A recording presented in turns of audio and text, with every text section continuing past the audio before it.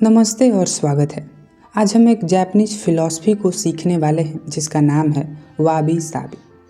हम अक्सर खुद को बेहतर दिखाने में लगे रहते हैं, जैसे जो टूट गया वो कभी था ही नहीं, जैसे कमज़ोरी कोई शर्म की बात हो। लेकिन कुछ सोचें ऐसी भी होती हैं जो हमारी अधूरी तस्वीर को ही सबसे मुकम्मल मानते हैं। और आज हम उसी सोच ही दरवाज़ा खटखटाने जा रहे हैं, एक जापानीज फिलॉसफी जिसका नाम है वाबी साबी, जो हमें सिखाता है कि टूटना, मिटना और अधूरा होना असल में एक नई सुंदरता की शुरुआत है। हम अक्सर अपनी कमियों को छिपाते हैं, लेकिन ये फिलॉसफी ये कहती है कि आपकी कमियां, आपकी दरारें आपको कमज़ोर नहीं बल्कि आपको और गहरा बनाते हैं, आपको मजबूत बनाते हैं और हर मोड़ पर कुछ न कुछ आपको सिखाते हैं। जापान में एक कला है जिसे किंत्सुगी कहते हैं। इस कला में जब कोई बर्तन टूट जाता है तो उसे फेंका नहीं जाता बल्कि उसे सोने या चांदी की लेप से जोड़ा जाता है।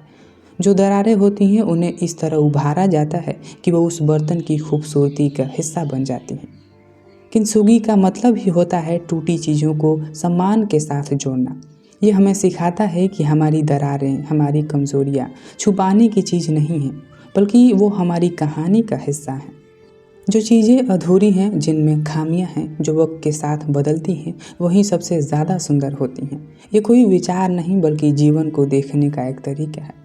ये हमें सिखाता है कि सुंदरता चमक धमक या परफेक्शन में नहीं बल्कि सादगी, क्षणिकता और अपूर्णता में होता है। वाबी साबी दो शब्दों से मिलकर बना है, वाबी और साबी। वाबी का अर्थ होता है सादगी, यानी प्रकृति से जुड़ा जीवन, अकेलापन और उसमें मिलने वाली शांति। मतलब एक ऐसा जीवन जो बाहरी तामझाम से दूर और कम साधनों में भी शांति और संतुष्ट हो। वहीं साबी का मतलब होता है पुरानी सुंदरता, मतलब समय के असर को स्वीकार करना। जो चीज़ें पुरानी हो चुकी हैं, जिन पर वक्त का असर दिखता है, जैसे धुंधले रंग, टूटी हुई किनारियाँ, उम्र की झलक, उसमें भी गरिमा और सुंदरता होती है। आज हम जिस समाज में जीते हैं वहाँ सब कुछ तेज है। परफेक्ट दिखना, परफेक्ट बोलना और परफेक्ट ज़िंदगी जीना ये एक नया दबाव बन चुका है। लेकिन यही सोच हमें थका देती है, असंतुष्ट कर देती है। हम भूल जाते हैं कि इंसान होने का मतलब ही अधूरा होना है। ये फिलॉसफी कहता है कि चीज़ों को उनके प्राकृतिक रूप में स्वीकार करना चाहिए, चाहे वो हमारे रिश्ते हों, हमारा शरीर हो या हमारी ज़िंदगी के फैसले। हर चीज़ अपने आप में एक सफ़र है और सफ़र कभी परफेक्ट नहीं होता, वो टेढ़ा मेढ़ा होता है, कभी रुकता है, कभी टूटता है और वही उसकी खूबसूरती है। और वाबी साबी हमें खुद को भी अपनाना सिखाता है। जब हम अपनी गलतियों को, अपनी उम्र को और अपनी कमज़ोरियों को स्वीकार करना शुरू करते हैं, तभी असली शांति मिलती है।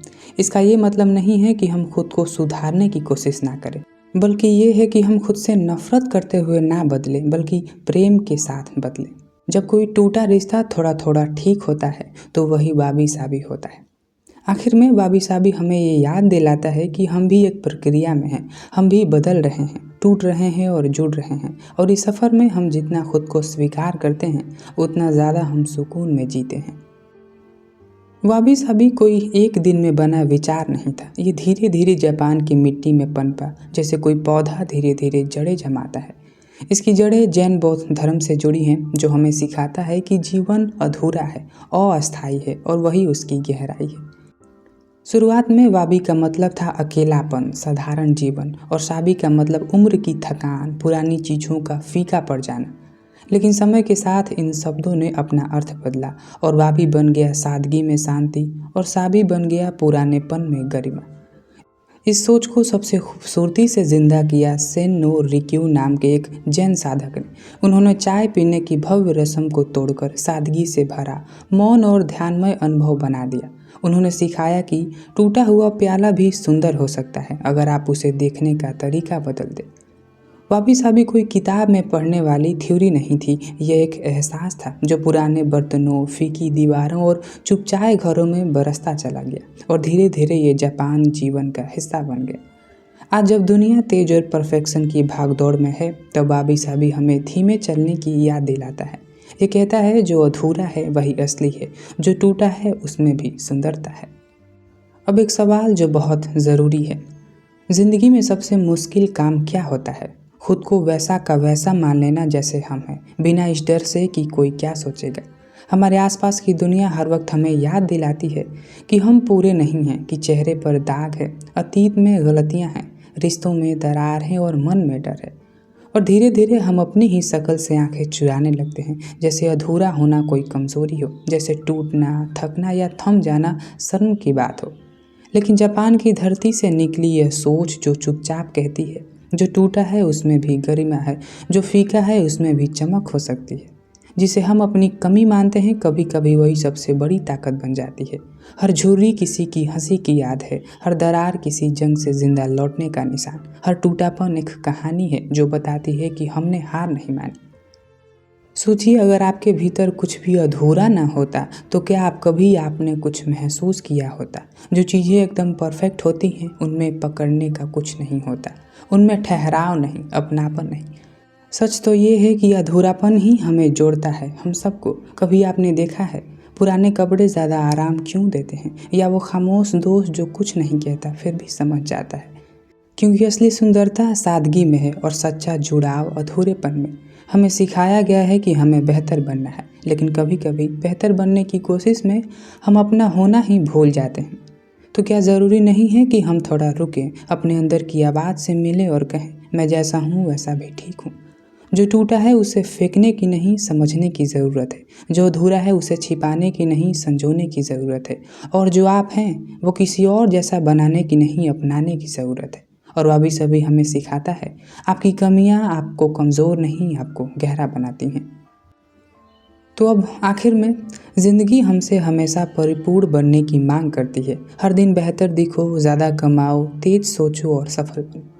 और जब हम इन कसौटियों पर पूरे नहीं उतरते तो भीतर एक खामोश सी शर्म पनपने लगती है कि शायद हम कमतर हैं। लेकिन बाबी साबी धीरे से हमारे कंधे पे हाथ रख कर कहता है, तुम जैसे हो वैसे ही सुंदर हो।